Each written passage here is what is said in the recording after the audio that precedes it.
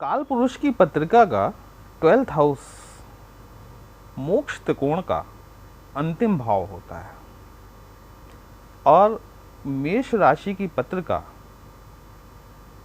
काल पुरुष की ही पत्रिका है, ये कहें तो कोई अतिशयोक्ति नहीं होगी।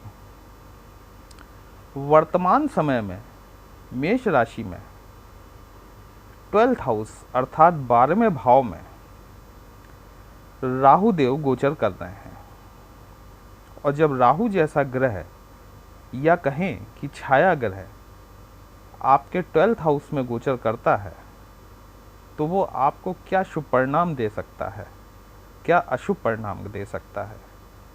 आज मेष राशि पर इसी की चर्चा हम लोग करने वाले हैं। तो देखिए कि राहु देव की उपस्थिति यहाँ पर क्या नए गुल खिलाने वाली है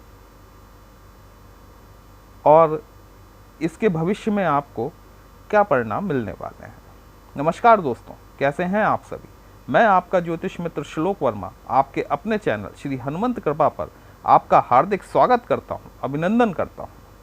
साथ ही अपने बड़े भैया श्री हनुमान जी से निवेदन करता हूं कि वह अपने हनुमत कृपा परिवार के सभी सदस्यों को, नए जुड़ने वाले सभी सदस्यों को सुख समृद्धि प्रदान करें, उन्हें उनके कार्यों में आशातीत सफलता प्रदान करें। दोस्तों, आज हम बात करने वाले हैं मेष राशि में राहु का गोचर, जो कि शनि के उत्तराभाद्रपद नक्षत्र में हुआ है, इसका क्या प्रभाव और परिणाम निकलने वाला है।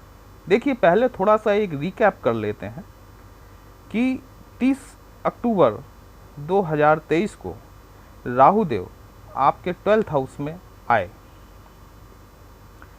12th हाउस जो होता है वो हमारी आध्यात्मिकता से संबंधित होता है, हमारे विदेश यात्रा से संबंधित होता है, विदेशों से होने वाले लाभ से संबंधित होता है, अकस्मात हॉस्पिटलाइजेशन पर अर्थात चिकित्सा पर होने वाले व्यय से संबंधित होता है। 12th हाउस कोर्ट कचहरी का भी होता है, मुकदमों से भी संबंधित होता है और कभी कभी जेल यात्रा से भी संबंधित होता है।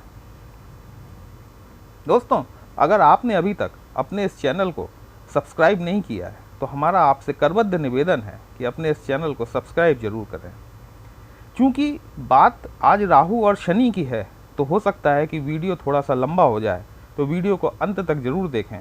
और इसमें स्पेशली मैं मेष राशि के लिए, जिनका कि राहु का गोचर 12th हाउस में हो रहा है, उनके लिए एक विशेष उपाय बताऊंगा जो कि उनको बहुत आर्थिक लाभ दिला सकता है। तो वीडियो को अंत तक अवश्य देखें। चलिए आगे बढ़ते हैं। तो अब 9 जुलाई 2024 को शनिदेव के नक्षत्र उत्तराभाद्रपद में राहु का गोचर हो चुका है। अभी तक गोचर बुध के नक्षत्र में चल रहा था, बुध के रेवती नक्षत्र में। देखिए, बुध के साथ एक बड़ी विडंबना है कि बुध को इसीलिए बालक के साथ इनकी तुलना की जाती है, एक छोटे बच्चे के साथ तुलना की जाती है। बुध एक ऐसा ग्रह है जो तत्काल अपनी स्थितियां बदलते हैं। मतलब आज वक्री हैं, 4 दिन बाद मार्गी हो गए, 7 दिन बाद अस्त हो गए। और जो बड़े ग्रह होते हैं जैसे कि राहु, केतु, शनि और गुरु, ये 4 ग्रह भी बुध के साथ में एडजस्टमेंट नहीं कर पाते, क्योंकि बुध की गति इन्हें कुछ सोचने समझने की क्षमता नहीं देती। इनकी समझ में नहीं आता कि हम क्या करें और क्या ना करें। तो अभी तक यही स्थिति राहुदेव के साथ चल रही थी कि राहुदेव खुद नहीं समझ पा रहे थे कि मैं क्या करूं। अब राहुदेव 9 जुलाई को शनि के नक्षत्र उत्तराभाद्रपद में आए। शनि को ऐसे भी स्थिर ग्रह कहा जाता है, क्योंकि यही एक ऐसे एकमात्र ग्रह हैं जो एक राशि में या कहें कि एक भाव में पूरे 2.5 वर्ष तक गोचर करते हैं। और उत्तराभाद्रपद नक्षत्र और राहु, इन दोनों के व्यक्तित्व में एक तरह की समानता है, कहें कि दोनों का व्यवहार एक जैसा है। तो अब जब राहुदेव आपके 12th हाउस में बैठे हैं तो निश्चित तौर पर इन्होंने 30 अक्टूबर 2023 से आपने इस चीज़ पे ध्यान दिया होगा कि आपका अकस्मात व्यय बढ़ गया होगा, आपको हॉस्पिटलाइजेशन पे खर्चा कुछ ज़्यादा होने लगा होगा, आपकी माता के स्वास्थ्य में ऊंच नीच की स्थिति देखने को मिली होगी, आपके लिए कर्ज की स्थितियों का निर्माण किया होगा। शत्रु की बात करें तो शत्रु तो राहु ने आपके नहीं टिकने दिए होंगे आपके सामने, लेकिन ये परिस्थितियां राहुदेव ने आपके सामने बैठकर 12th हाउस में ये परिस्थितियों का निर्माण अवश्य ही किया होगा। अब जबकि राहु शनि के नक्षत्र में जा रहे हैं तो शनि इनके स्वामी ग्रह हैं और अपनी ही राशि कुंभ राशि में स्थित है। जब भी कोई ग्रह अपने स्वामी के घर जाता है या कहें कि स्वामी के नक्षत्र में जाता है तो वो कितना भी उत्पाती क्यों ना हो, अपने उत्पात में कहीं ना कुछ कमी अवश्य कर देता है। तो यहां आप ये मानकर चलें कि राहुदेव जब शनि के नक्षत्र में जा रहे हैं तो अपने जो दुष्परिणाम थे राहु के,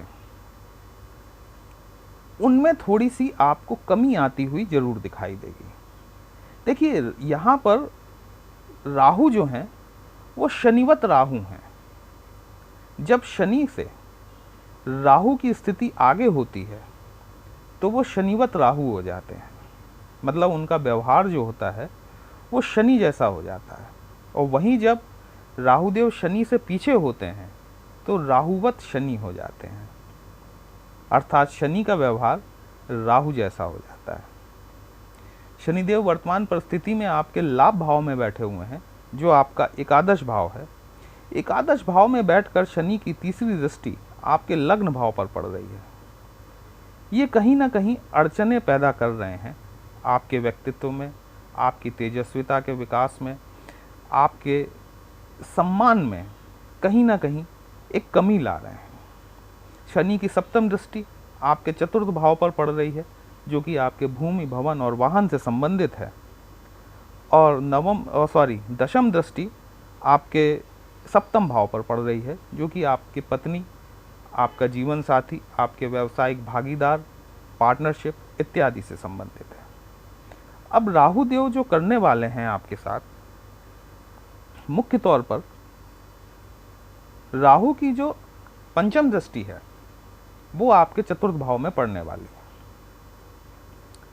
निश्चित तौर पर आपको आपकी माता के स्वास्थ्य के प्रति सावधानी बरतना अत्यंत ही आवश्यक है।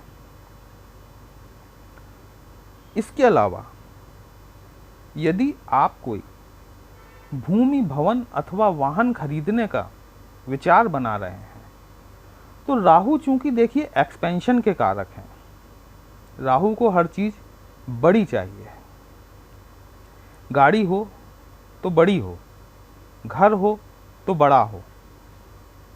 यहां पर मैं आपको यह सजेस्ट करना चाहूंगा कि आप अगर कोई भूमि भवन अथवा वाहन खरीदने का विचार बना रहे हैं तो अपनी पेइंग कैपेसिटी के हिसाब से जितना आपकी क्षमता है उससे ज़्यादा ना बढ़ें तो ज़्यादा अच्छा होगा, क्योंकि राहुदेव सप्तम दृष्टि से आपके छठवें घर को भी देख रहे हैं। छठवां घर आपके कर्ज का होता है, लोन का होता है। राहुदेव आपको बड़ी सोच में फंसाकर कर्ज के जाल में उलझा सकते हैं, इसलिए यह निहायत जरूरी हो जाता है कि आप अपनी पेइंग कैपेसिटी के हिसाब से जो भी आप करना चाह रहे हैं वो करें, लेकिन अपनी क्षमताओं का निर्धारण करते हुए। राहुदेव की नवम दृष्टि आपके अष्टम भाव पर है। अष्टम भाव पाताल लोक का होता है, मृत्यु भाव होता है, आकस्मिक धन लाभ का भी होता है। निश्चित तौर पर राहु देव शनि के नक्षत्र में बैठकर कहीं ना कहीं से आपको आकस्मिक धन लाभ करा सकते हैं। अब ये आकस्मिक धन लाभ आपको पैतृक तौर पर हो सकता है, आपको किसी इंश्योरेंस के माध्यम से हो सकता है, आपको कोई ऐसी विरासत मिल जाए जिसके बारे में आपको आज तक अनुमान ही ना हो। यहाँ से राहु देव आपको धन लाभ कराने की परिस्थितियों का निर्माण अवश्य पैदा करते हैं। देखिए, राहु देव 12th हाउस में बैठकर आपको 12th हाउस के परिणाम भी देंगे, क्योंकि अष्टम भाव और 12वां भाव दोनों ही कहीं ना कहीं अध्यात्म से, अकल्ट से रिलेटेड हैं। तो आप ये मानकर चलें कि राहु देव आपको कहीं ना कहीं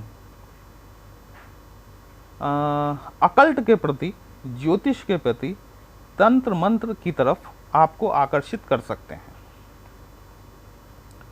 और वैसे ये अच्छी चीज़ है, अगर आप अध्यात्म के क्षेत्र में जुड़ना चाहते हैं तो एक अच्छी चीज़ है। लेकिन राहु देव किसी को भी किसी भी क्षेत्र में ज़्यादा लंबे समय तक टिकने नहीं देते, और मार्च में ये स्थितियां बदल जाएंगी। आप आज तो अध्यात्म के क्षेत्र में निश्चित रूप से जाएंगे, लेकिन मार्च होते होते आपका मन उचाट होने लग जाएगा। देखिएगा, और अगर ऐसा हो तो मुझे कमेंट करके ज़रूर बताइएगा। 12th हाउस में बैठा हुआ राहु आपको व्यर्थ विवाद में फंसा सकता है, व्यर्थ मुकदमेबाजी में फंसा सकता है। हाँ, अगर आप विदेश से व्यापार कर रहे हैं, अगर आपका विदेशों में किसी तरीके का व्यापार है, या आप विदेश किसी मल्टीनेशनल कंपनी में जुड़कर जॉब कर रहे हैं, तो ये गोचर, ये जो 8 माह का गोचर है 9 जुलाई से लेकर मार्च 2025 तक का, ये आपको कहीं ना कहीं फ़ायदा दिला सकता है। चलिए, जैसा मैंने आपसे कहा कि मैं राहु से संबंधित आपको एक अति रोचक उपाय बताने जा रहा हूँ, तो वो एक उपाय नहीं बल्कि 2 उपाय हैं। जिन किसी भी जातकों की पत्रिका में, मेष राशि की पत्रिका में, मेरी बात को ध्यान से सुनिएगा, और ये उपाय आपको सिर्फ मार्च तक करके रखना है, मार्च उपरांत नहीं। कॉशन लगा रहा हूँ, मार्च तक करना है, मार्च के बाद नहीं। तो पहला उपाय ये है कि देखिए, 12th हाउस में बैठा हुआ राहु कहीं ना कहीं फॉरेन कनेक्शन जरूर बनवाता है। अगर आप कहीं से भी किसी भी प्रकार की फॉरेन करेंसी, भले वो 1 रुपया हो, 2 रुपया हो, वहाँ की जो भी हो, $1 हो, 1 फ्रैंक हो, 1 टका हो, 1 नेपाली रुपया हो, आप अपने पर्स में उसे अवश्य रखें। अगर आप विदेश से संबंधित हैं, अगर आपका व्यापार विदेश से संबंधित है, यदि आपका व्यवसाय विदेश से संबंधित है, तो ये राहु यहाँ बैठकर 12th हाउस में, और अगर आप अपने वॉलेट में या पर्स में कोई विदेशी करेंसी रखते हैं, तो निश्चित तौर पर आपको आकस्मिक धन लाभ के योग बनाकर देता है। ये उपाय आपको मार्च 2025 तक ही करके रखना है, इसके उपरांत नहीं। इसके बाद दूसरा उपाय, देखिए,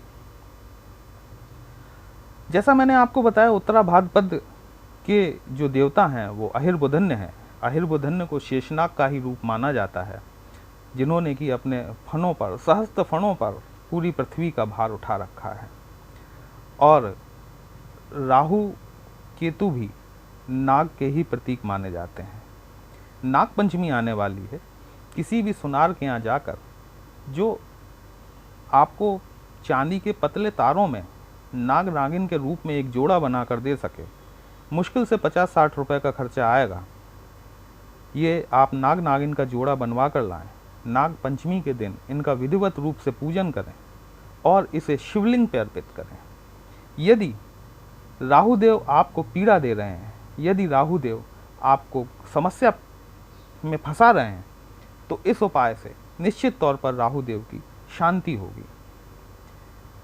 और अगर ये विश्लेषण आपको अच्छा लगा हो तो अपने इस चैनल को लाइक, शेयर और सब्सक्राइब जरूर करें।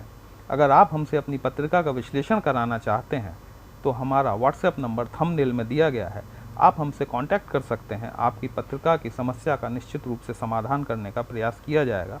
बस ये पर्सनल कंसल्टेशन जो होता है वो पेड होता है, इसके लिए एक नॉमिनल सी फीस है जो आपको पे करनी होगी, और हम आपकी समस्या का समाधान आपको निश्चित रूप से उपलब्ध कराने का प्रयास करेंगे। चलिए, फिर मिलते हैं एक नई राशि के साथ, तब तक के लिए जय श्री राम दोस्तों।